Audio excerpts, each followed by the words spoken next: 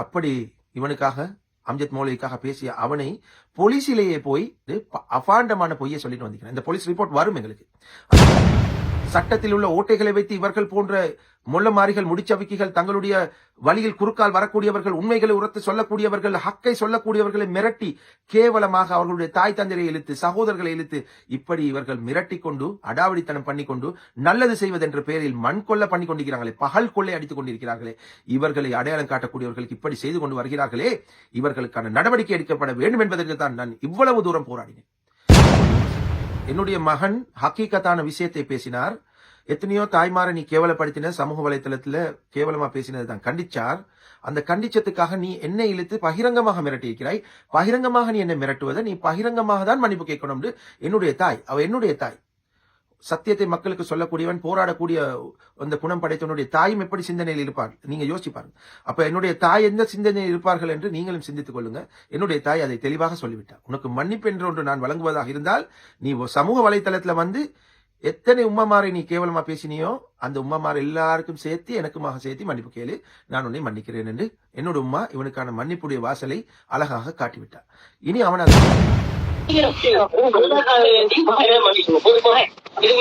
இல்ல இல்ல இல்ல இல்ல இல்ல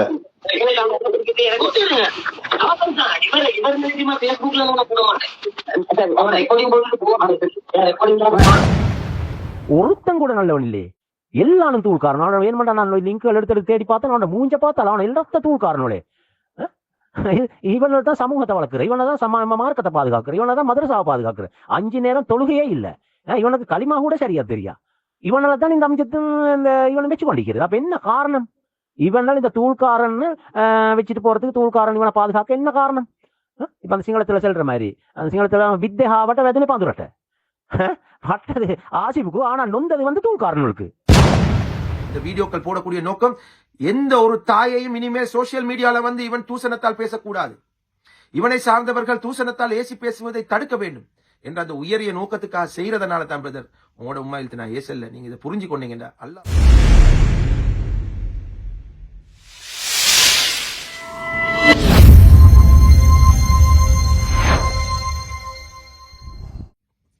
அஸ்ஸலாமு அலைக்கும். அன்பார்ந்த தாயகத்து உறவுகளே, நண்பர்களே, ரமலானை எதிர்பார்த்து எல்லாரும் ஆவலாக காத்துக் கொண்டிருக்கிறோம். இந்த வேளையில ஒரு இறுதியான ஒரு ஒசியத்தாக சமூகத்துக்கு நாங்கள் குரல் எழுப்பிய ஒரு சத்தியமான ஒரு உண்மையான விஷயத்துக்காக உள்ளத்தால பேசினேன் உங்களோட இவ்வளவு காலமாக. அந்த விஷயத்துடைய நோக்கங்கள் உண்மை என்ற அடிப்படையில் அது சம்பந்தமான ஒரு ஃபைனலான ஒரு அப்டேட் உங்களுக்கு கொடுக்கிறது பொருத்தம் என்று நான் நினைக்கிறேன். ஏனென்று சொன்னால் ரமலானுடைய காலம் வருது. அதுல நிறைய நல்ல அமல்களை உங்களைப் போலவே செய்ய ஆவலாக காத்துக் கொண்டிருக்கிறேன். எனவே எங்களுடைய அந்த ரமலானுடைய நன்மைகள் நாங்கள் இழந்து கொள்ள தேவையில்லை. யாரையும் பற்றி பேசுவதால், கதைப்பதால் எங்களுக்கு எந்த நன்மையும் கிடைத்துவிட போவதில்லை. ஆனால் இவ்வளவு காலம் நான் பேசிய உண்மையை, ஹக்கை மக்களுக்கு அல்லாஹ் தஆலா எடுத்துரைத்திருக்கிறான். அது சம்பந்தமான மிக முக்கியமான சில தகவல்களோடு இறுதியான ஒரு பதிவாக இது ரமலானுக்கு முன்னாக நான் முன்வைக்கின்றேன். எனவே இன்ஷா அல்லாஹ் இந்த வீடியோவை கொஞ்சம் பொறுமையாக முழுமையாக கேளுங்க. கேட்டுட்டு உங்களுடைய ஓன் ரிசர்ச்ல நீங்க முடிவு எடுத்துக்கொள்ளுங்க இன்ஷா அல்லாஹ்.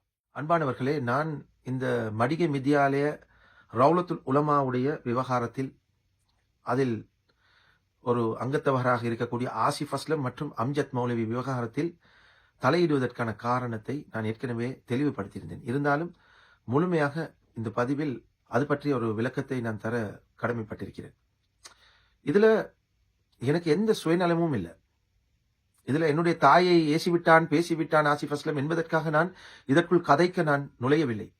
மாறாக இவனுடைய கடந்த காலத்தில் 5 வருடத்துக்கு மேற்பட்ட ஒரு அனுபவம் எனக்கு இருக்கிறது. அந்த அனுபவத்தில் இவன் நடந்து கொண்ட கீழ்த்தரமான விடயத்தை மக்களுக்கு தெளிவுபடுத்தினேன். காரணம், அண்மையில் டிசம்பர்ல நான் கண்ட ஒரு காட்சி, ஒரு யூனிவர்சிட்டியில படிக்கக்கூடிய ஒரு சகோதரனுக்கு அவனுடைய தாயை இழுத்து, அவனுடைய தங்கையை இழுத்து விபச்சாரத்தில் இவன் ஈடுபடுவது போல கதைத்து, இப்படி கேவலமாக அவனுடைய முகப்புத்தகத்துல லைவ் போட்டு அவன் கதைச்ச விஷயத்தை தான் நான் முதலில் கண்டித்தேன். அதனைத் தொடர்ந்து இந்த அம்ஜத் மௌலவிக்கும் ஆசிஃப் அஸ்லத்துக்கும் இது சம்பந்தமாக தயவு செஞ்சு பிள்ளைகளை மானபங்கப்படுத்துவதை செய்யாதீர்கள், இதை தடுத்து நிறுத்துங்கள் என்று ஒரு சமூகம் சார்ந்து ஒரு கோரிக்கையை முன்வச்சேன். அப்ப அதுக்கு பிறகு நடந்த எல்லா விஷயங்களும் உங்களுக்கு தெரியும். அதுக்கப்புறம் இவர் என்னுடைய தாயையும் கேவலப்படுத்தி பேசி அவரை தூக்குவதாக வாப்பாவை தூக்குவதெல்லாம் சொல்லி அவருடைய தம்பியை விட்டு கொலை மிரட்டல் விட்டு இதுக்கு பிறகு நாங்கள் சட்ட நடவடிக்கை எடுக்க சொல்லி மக்களாகிய நீங்கள் தான் என்னை தூண்டினீர்கள். நீங்கள் பேசிக்கொண்டே இருக்காமல் சட்ட நடவடிக்கை எடுங்கள், சட்ட நடவடிக்கை எடுங்கள் நீங்க சொன்னீங்க. மக்களாகிய நீங்க சொன்னதை தான் அமானிதமாக கொண்டு போய் சிஐபி இடத்திலும் சம்பந்தப்பட்ட ஊழல் மோசடி செய்யக்கூடிய இடத்திலும் பிள்ளைகளை மானபங்கப்படுத்தக்கூடிய அதுக்கு பொறுப்பான நிறுவனங்கள் இடத்திலும் என்னுடைய தாயை பற்றி இவன் பகிரங்க மிரட்டல் விட்டிருப்பதை போலீசாரிடத்திலும் முறையிட்டு நான் சரியான சட்ட நடவடிக்கை தான் எடுத்திருக்கிறேன். அல்ஹம்துலில்லாஹ். இன்று அதற்கான சில நடவடிக்கைகள் நடந்து கொண்டிருக்கிறது. அதனுடைய ஒரு அங்கமாக தான் இன்றைக்கு ஆசிஃப் அஸ்லம் 24ஆம் தேதி எங்களுடைய போலீஸ் வசத்தில் இருக்கக்கூடிய துரட்டியா போலீஸுக்கு வந்திருக்கிறார். வந்து அங்க அவர் எதுவுமே செய்யல, நல்ல புள்ள, நாங்க தான் அவரை வீணாக சீண்டினதாக அவருடைய ஸ்டேட்மெண்ட்டை கொடுத்துட்டு போயிருக்கிறார். அவர் அங்க வந்து பேசின விஷயங்களை உங்களுக்கு நான் கொஞ்சம் போட்டு காட்ட கடமைப்பட்டிருக்கிறேன். ஒரு சிறு துளி அந்த போலீஸ் ஆபீசரோட பேசும்போது என்னுடைய காதுகளுக்கு எட்டியது. உங்களுடைய உம்மாவுடைய காலில் வேணாலும் புழுவுறேன், ஆனால் சமூக வலைத்தளத்தில் வந்து மன்னிப்பு மட்டும் கேட்க மாட்டேன், என்னுடைய உயிரே போனாலும் அதை செய்ய மாட்டேன் என்று வீராப்பாக வெட்டி பந்தா பேசிட்டு போனார். சரி, அதை கொஞ்சம் பாருங்க, அதுக்கப்புறம் பேசுவோம். மேடம் මම කියන්නම් මම සත්‍ය කතා කරලා තියෙන මම ඊයේ හෙළිදරව් කරලා ලංකාවේ තියෙන සියලුම මාධ්‍යයට බුද්ධ්‍යංශයට ඔක්කොම තොරතුරු දීලා තියෙන්නේ සිංහල භාෂාවෙන්. මොකද්ද අපේ අරමුණ? මෙයා ඒ මද්‍රසා පාසලේ බාල අපරාධ කරගෙන ඉන්නවා, ඒ ගැන කතා කරා. හරිද? ඒකට මට තර්ජනය කරලා මගේ අම්මව ඇදලා කුණු මම කිව්වේ ඔයා සමාජ මාධ්‍ය ඇවිල්ලා කාගේත් අම්මා තාත්තා ඇදලා කතා කරන්න එපා කියලා තමයි කිව්වේ. මෙයා ගලගෙදර කොල්ලෙකුට එහෙම කුණු හරපෙන් බයිනවා. කොච්චරක්ද ඔයාගේ වීඩියෝ මේ මිනිස්සුන්ට නම් ඔයාගේ අම්මට මේ මොකවත් ඕනේ නැහැ, කියන්න ඕනෙත් නැහැ, කරන්න ඕනෙත් නැහැ. එයාලා කියන්නේ. ඔව්. හරිද? ඔයාලා පරිඥාය කියලා මේ මිනිස්සු කියන ඔයාගේ වැරද්දක් කරලා තමයි. එතකොට එයාට සමාජ මාධ්‍ය ඇවිල්ලා මෙහෙම මම සමාජ මාධ්‍ය අම්මලාට බයින් එක මම මෙතනින් නවත්තන්නම්, ආයේ ඒ දේ කරන්න කියලා කිව්වනම් අපේ කැම්පේන් එක අපි හරිනවා. මෙයාත් එක තමයි හැමදාම වීඩියෝ කතා කරන්නේ. එයා වීඩියෝ වල කතා කරන්නේ බලන්නකෝ. එයා විලා දාන කමෙන්ට්ස් බලන්නකෝ. ඔව්. මෙහෙමයි මිස් අපි මේක බුද්ධ්‍යංශයට තොරතුරු දීගෙන ඉන්නේ. 3 දෙනෙකුට බුද්ධ්‍යංශයේ 3 දෙනෙකුට හරි අම්මට බැන්න එකට ඌ සමාජ මාධ්‍ය ඇවිල්ලා අම්මට සමාවක් ඉල්ලලා යන්න කියන්නේ. හරිද? ඒ ප්‍රශ්නේ මම මෙතනින් විසඳන්නේ. ඒකට මේ මම කියන්නේ ඔයාලා ඔය කියන ප්‍රශ්න කොහොමවත් විසඳ ගන්නකෝ අනේ. ඒ මද්‍රසා පාසලේ මෙයා කරන අපරාධනේ අපි කතා කරගෙන ඉන්නේ. ළමා බාල අපරාධනේ කරන්නේ මෙයා. හරි, ඒකට ඔයා කම්ප්ලේන්ට් කරන්න. ඒක කරලා තියෙන්නේ. ඒක මම සමාජ මාධ්‍යට දීලා තියෙන්නේ. මේ කොහොමද වෙන්නේ කියලා. අන්න රයිට්, ඒක හරිය. දැන් මෙයා ඒක තමයි මාත් කියන්නේ. දැන් මෙයා අම්මට දැන් තර්ජනයක් කරලා තියෙනවානේ. මෙයා අම්මට කරලා තියෙන තර්ජනය මෙයා සමාජ මාධ්‍ය ඇවිල්ලා ඒකට මේ සමාව ඉල්ලන්න කියන්නේ. එයා ඒ මද්‍රසා පාසලේ ඉඳගෙනනේ මෙයා තර්ජනය කළේ. මන් දෙනවා මෙයා මම අම්මට දෙනවා. ෆෝන් එක. ஹலோ. சொல்லுமா. இவங்க சொல்றேன் மன்னிப்பு எனக்கு ஏற்றி என்கிட்ட மன்னிப்பு கேட்கிறான். பேஸ்புக்ல மன்னிப்பு கேட்டு அவரை கேவலப்படுத்தவான். அவர் ஏன் பேஸ்புக்ல வந்து மன்னிப்பு கேட்க வந்து கத்தினது? பாருங்க நீங்க இப்ப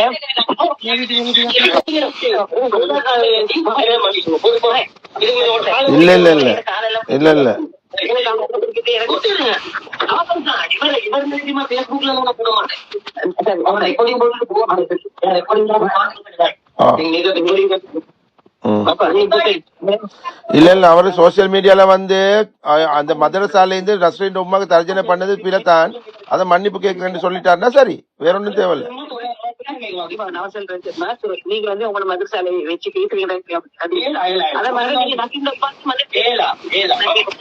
ஏலாட்டி நாங்க அதுக்கு ஒரு நடவடிக்கை நாங்க எடுக்கணும்னு சொல்லுங்க. இந்த மாதிரி உங்களுடைய காலில் கூட புல் வேண்டிய எத்தனையோ முறை கோல் அடிச்சு பேசின உமாவோட என்னோட உமாவும் வந்து ஒரே ஒரு முடிவில் இருக்கிறார். என்னுடைய மகன் ஹக்கீக்கத்தான விஷயத்தை பேசினார். எத்தனையோ தாய்மாரை நீ கேவலப்படுத்தின, சமூக வலைத்தளத்துல கேவலமா பேசினது தான் கண்டிச்சார். அந்த கண்டிச்சத்துக்காக நீ என்னை இழுத்து பகிரங்கமாக மிரட்டி இருக்கிறாய். பகிரங்கமாக நீ என்னை மிரட்டுவதை நீ பகிரங்கமாக தான் மன்னிப்பு கேட்கணும். என்னுடைய தாய், அவ என்னுடைய தாய், சத்தியத்தை மக்களுக்கு சொல்லக்கூடியவன், போராடக்கூடிய அந்த குணம் படைத்தவனுடைய தாயும் எப்படி சிந்தனையில் இருப்பார் நீங்க யோசிச்சு பாருங்க. அப்ப என்னுடைய தாய் எந்த சிந்தனையில் இருப்பார்கள் என்று நீங்களும் சிந்தித்துக் கொள்ளுங்க. என்னுடைய தாய் அதை தெளிவாக சொல்லிவிட்டார். உனக்கு மன்னிப்பு என்ற ஒன்று நான் வழங்குவதாக இருந்தால் நீ சமூக வலைத்தளத்துல வந்து எத்தனை உம்மமாரை நீ கேவலமா பேசினியோ அந்த உம்மமார் எல்லாருக்கும் சேர்த்து எனக்குமாக சேர்த்து மன்னிப்பு கேளு, நான் உன்னை மன்னிக்கிறேன் என்று என்னோட உம்மா இவனுக்கான மன்னிப்புடைய வாசலை அழகாக காட்டிவிட்டார். இனி அவன் அதை செய்யவில்லை என்றால் அவனுக்கும் அல்லாவுக்கும் உரியது. இது சமூகத்துக்கு ஒரு அமானிதமாக முன்வைக்கின்றேன். அதே நேரம் அங்க வந்த அம்ஜத் மௌலவி அவர் என்ன சொன்னார் என்று சொன்னா, அவர் சொல்லியிருக்கிறாரு, எங்களுடைய வளர்ச்சியை பார்த்துக் கொள்ள முடியாமல் தான் இந்த தாயாருடைய மகன் இப்படியெல்லாம் பேசுகிறார், கதைக்கிறார் என்று அப்பட்டமான ஒரு குற்றச்சாட்டை போலீசார் இடத்துல முன் வச்சுட்டு பேசுகிறார். அம்ஜத் மௌலவி எங்களிடத்துல என்ன சொன்னார், அதுக்கு பிறகு சமூகத்திடத்துல வந்து என்ன சொன்னார் என்பது உங்களுக்கு தெரியும். எங்களிடத்துல தெளிவாக சொன்னார், இவன் ஒரு புத்தி சுவாதீனம் இல்லாதவன், தலை பழுதானவன், இவனுக்கு நாங்க எவ்வளவு சொல்லியும் கேட்கிறான் இல்லை, இவனை மெதுவாக எங்களுடைய தேவைகளை நிறைவேற்றிவிட்டு இவனை கலட்டி விடுவோம், இல்லாவிட்டால் எங்களுடைய மதரசாவுடைய மானம் சந்திச்சிருக்கும் என்பதை அவர் ஒத்துக்கொண்டார்.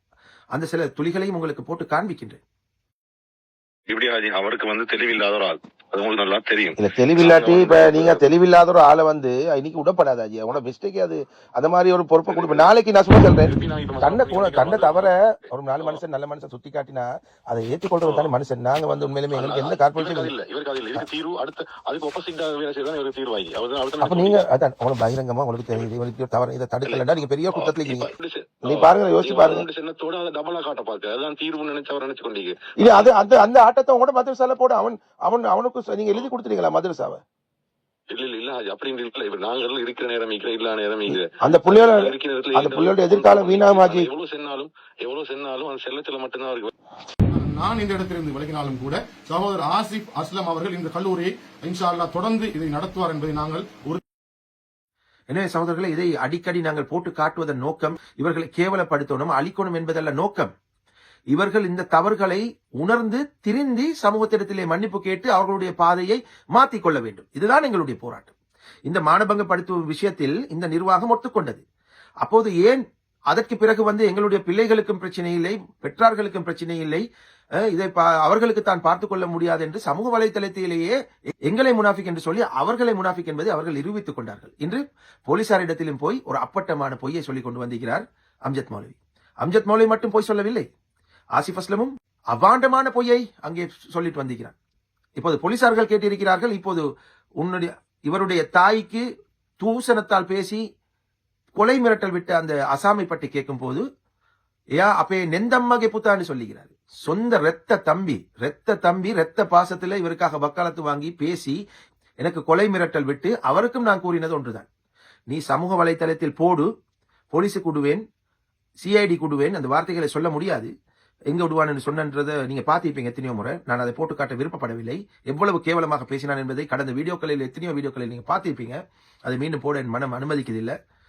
ஆனாலும் அந்த அப்படி இவனுக்காக அம்ஜத் மௌலவிக்காக பேசிய அவனை போலீசிலேயே போய் ಇವನು ನೆಂದಮ್ಮಗೆ ಪುತ ಯಾ ಮಠತಕ್ಕೆ ತೀನ ಆದರೆಟ್ ಯಾ ಕಥಾ ಕರ್ಲತಿயை யாட்டத் மட்ட சம்பந்தியாக் நேண்டு அபாண்டமான பொய்யை சொல்லிட்டு வந்திருக்கிறேன். இந்த போலீஸ் ரிப்போர்ட் வரும் எங்களுக்கு. அந்த போலீஸ் ரிப்போர்ட்டை நாங்கள் கேட்டிருக்கிறோம். அது வந்தால் சம்பந்தப்பட்ட உயர் அதிகாரிகள், எங்களுடன் தொடர்பு இருக்கக்கூடிய 3-4 சிஐடி பிரிவினர், சிறுவர் பாதுகாப்பு பிரிவினர், இன்னும் இன்டெலிஜென்ஸ்ல பேசக்கூடியவர்கள், டிஐஜி போலீஸ் எத்தனையோ பேர் எங்களிடத்தில் வாட்ஸ்அப்லே மூலமாக முழுமையான ஆதாரங்களை திரட்டிக் கொண்டு கேட்டுக்கொண்டு அது சம்பந்தமான நடவடிக்கைகள் எடுப்பார்கள் என்று எங்களை தைரியமூட்டிக் கொண்டிருக்கிறார்கள். நிச்சயமாக அதை நாங்கள் நம்புகிறோம். சட்ட நடவடிக்கைகளை அந்த பிரிவுகள் எடுக்க வேண்டும் என்பதற்காக. அதனால் தான் சகோதரர்களே, நானும் இறுதியாக அதை சிங்கள மொழியில் இதற்கான சட்ட நடவடிக்கை எடுக்கப்பட வேண்டும், இதற்கு மேல் சட்டம் தூங்கக்கூடாது, சட்டத்தில் உள்ள ஓட்டைகளை வைத்து இவர்கள் போன்ற முள்ளமாரிகள், முடிச்சவிக்கிகள், தங்களுடைய வழியில் குறுக்கால் வரக்கூடியவர்கள், உண்மைகளை உரத்து சொல்லக்கூடியவர்கள், ஹக்கை சொல்லக்கூடியவர்களை மிரட்டி கேவலமாக அவர்களுடைய தாய் தந்தையை இழுத்து, சகோதரர்களை இழுத்து, இப்படி இவர்கள் மிரட்டி கொண்டு அடாவடித்தனம் பண்ணிக்கொண்டு நல்லது செய்வதென்ற பெயரில் மண் கொள்ள பண்ணி கொண்டிருக்கிறார்களே, பகல் கொள்ளை அடித்துக் கொண்டிருக்கிறார்களே, இவர்களை அடையாளம் காட்டக்கூடியவர்களுக்கு இப்படி செய்து கொண்டு வருகிறார்களே, இவர்களுக்கான நடவடிக்கை எடுக்கப்பட வேண்டும் என்பதற்கு தான் நான் இவ்வளவு தூரம் போராடினேன். இப்போது ஒரு சில தினம் தான் இருக்கிறது ரமதானுக்கு. இதோடு நான் முடித்து விடுகிறேன். ஏனென்றால் என்னுடைய சக்திக்கேற்ப, என்னுடைய வல்லமைக்கேற்ப, என்னுடைய தகமைக்கேற்ப நான் செய்யக்கூடிய அனைத்தையும் இந்த ஹக்கை சொல்வதற்காக நான் செய்துவிட்டேன். எடுக்கக்கூடிய முயற்சியை எடுத்து விட்டேன். என்னுடைய தாய்க்கான நியாயம், இன்னும் எத்தனையோ தாய்க்கான நியாயத்தை நான் கேட்டுவிட்டேன். இதில் நான் தோல்வி கண்டாலும் அல்லாஹ் இடத்தில் எனக்கு கூலி இருக்கிறது. அல்ஹம்துலில்லாஹ். எனக்கு இவன் நக்கல் நையாண்டி செய்வான், இன்னும் டெக் பண்ணி கொண்டு ஒரு மசரையும் புடுங்க முடியாது என்று கூறுகிறான். இவனுடைய அல்ல கைகளை கொண்டு நாங்கள் அல்லாவுக்காக இஹ்லாஸோட நாங்களும் ஒரு சதக்கா கொடுத்துட்டு ஒரு ஏழை, ஒரு நடக்க முடியாத கட்டிலில் இருக்கக்கூடிய ஒரு ஊனமுட்டு இருக்கக்கூடியவருக்கு உதவி செய்யக்கூடிய பதிவுகளிலும் கூட மிக கேவலமான கொமெண்ட்களை கொண்டு இவனுடைய தூள்காரர்களை வச்சு தான் இது செய்யறான். நேற்று கூட கொழும்பில் இருந்த ஒரு சகோதரன் அடித்து தொடங்கி 10 செகண்ட், அந்த 10 செகண்ட்ல நீங்க யாரு எவருன்னு தான் நான் கேட்டேன். யாருன்னு சொல்லுங்க பிரதர், உங்களோட பேர் என்னன்னு அழகா கேட்கிறேன். அந்த வார்த்தையிலிருந்து உண்ட உம்மான்னு காது புளிக்கிறதுக்கு கல்வி வெடிக்கிற அளவுக்கு கேட்டுச்சு. அதை நான் பொறுத்து கொண்டேன். ஈவினிங் மறுபடி கோல் அடிச்சேன். நான் சொன்னேன், இதெல்லாம் உனக்கு இதையும் நான் அம்பலப்படுத்துவேன். நீ என்னுடைய தாய்க்கு மறுவ நீயும் நேசிக்கிறாய், நீயும் ஒரு தூள்காரன்றதை ப்ரூவ் பண்ணிக்கிறாய். இவனுக்கு சோரம் போகக்கூடிய எத்தனை தூள்காரன் வந்தாலும் அதை எதிர்கொள்ள நான் தயாராகிறேன், உங்களை எல்லாரையும் அம்பலப்படுத்துவேன் சொன்னேன். ஆனா அவரே கோல் அடிச்சு அதுக்கு பிறகு இவனை சரியா நான் ஃபாலோ பண்ணல, உங்களோட கடைசி வீடியோ மட்டும் தான் பார்த்தேன், நீங்க சிங்கள சமூகத்துக்கு கொண்டு போய் சேர்த்திக்கிறீங்க, அதனால தான் நான் ஆத்திரப்பட்டேன், அல்லாவுக்காக என்ன மன்னிச்சு கொள்ளுங்க, உங்களோட தாய் என்ன தாய் மாதிரி. அப்ப நான் அவருக்கு ஒரே ஒரு விஷயத்தை தான் சொன்னேன், நீங்க இவ்வளவு வார்த்தைகள் என்ன உம்மான்னு நீங்க ஏசியும் ஒரு வார்த்தை நான் உங்களோட உம்மாவை பத்தி நான் இழுக்காதுக்கு ஒரு காரணம் தான். எனக்கு பேசுறதுக்கு ஒரு செகண்ட் போதும், நான் உங்களை விட நல்லா தூசணம் பேசுவேன். ஆனா நாங்க செய்யக்கூடிய நோக்கம், இந்த வீடியோக்கள் போடக்கூடிய நோக்கம், எந்த ஒரு தாயையும் இனிமேல் சோசியல் மீடியால வந்து இவன் தூசணத்தால் பேசக்கூடாது, இவனை சார்ந்தவர்கள் தூசணத்தால் ஏசி பேசுவதை தடுக்க வேண்டும் என்ற அந்த உயரிய நோக்கத்துக்காக செய்யறதுனால தான் பிரதர் உங்களோட உம்மா இழுத்து நான் ஏசல்ல. நீங்க இதை புரிஞ்சு கொண்டீங்கடா, அல்லாவுக்காக நீங்க எங்களுக்கு சப்போர்ட் பண்ணாட்டியும் பரவாயில்ல, இப்படிப்பட்ட கேவலம் கெட்டவர்களுக்கு பின்னால போகாதீங்க பிரதர், நீங்க தீமையை தடுக்காட்டியும் பரவாயில்ல, இப்படிப்பட்டவர்களுக்கு சோரம் போயிடாதீங்க அப்படின்னு சொன்னோன்னே அவர் விளங்கினார். அவருடைய தகவல்கள் எனக்கு வெளிப்படுறதுக்கு எவ்வளவு நேரம் போகும். கொழும்பை சேர்ந்த ஒரு சகோதரர் ஸ்கிரீன்ஷாட்டோட அவரோட நம்பரோட அவரோட பேரும் இருக்குதா, அதெல்லாம் நான் வெளிப்படுத்த விரும்பவில்லை. ஏனென்றால் தவறை உணர்ந்து அவர் என்னிட்ட மன்னிப்பு கேட்டார், அதோட முடிஞ்சு.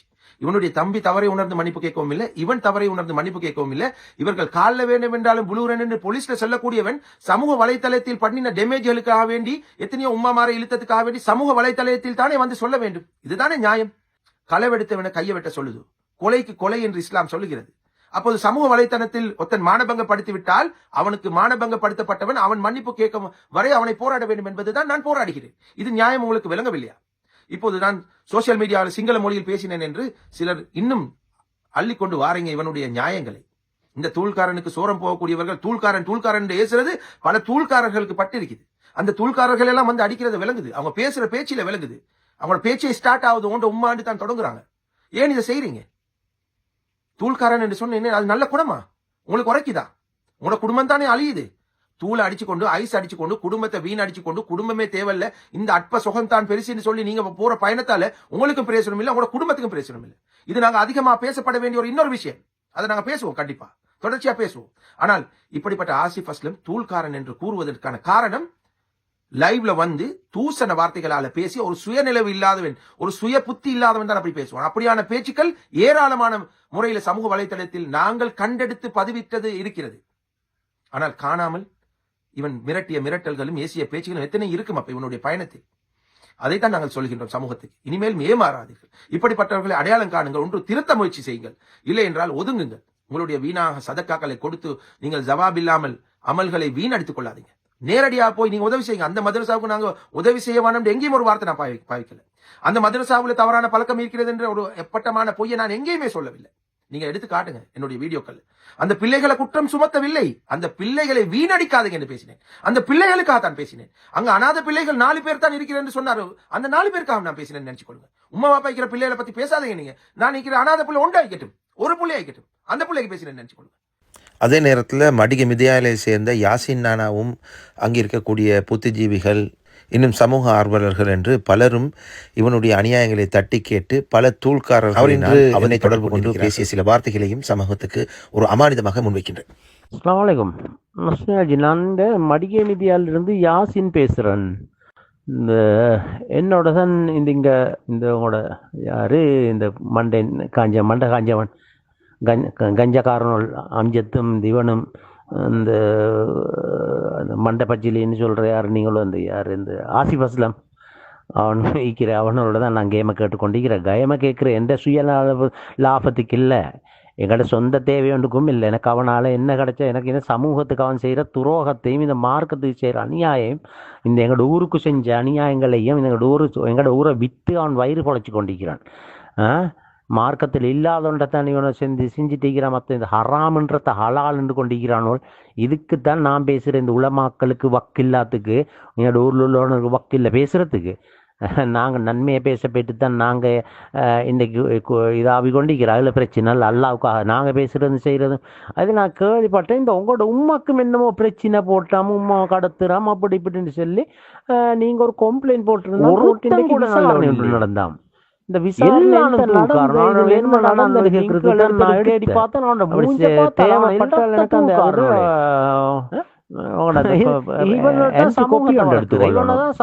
மார்க்கத்தை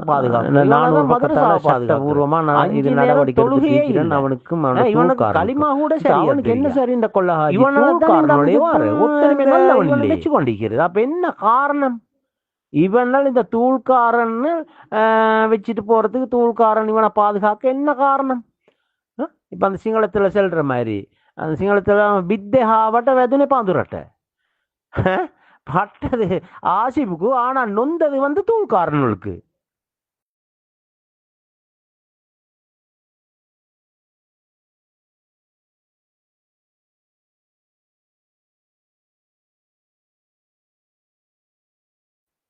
இது என்ன காரணம்?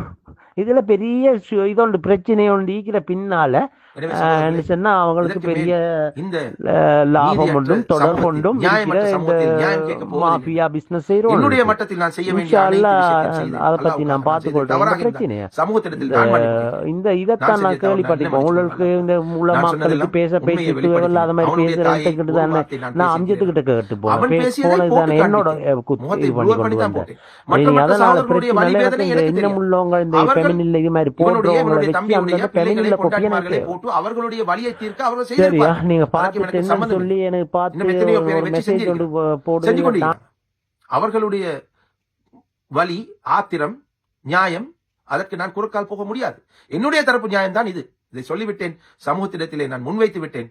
அல்ஹம்துலில்லாஹ், ரமலானை நிம்மதியாக அல்லாஹ்வுக்காக நாங்கள் கண்ணியமான முறையில கழிக்கணும்.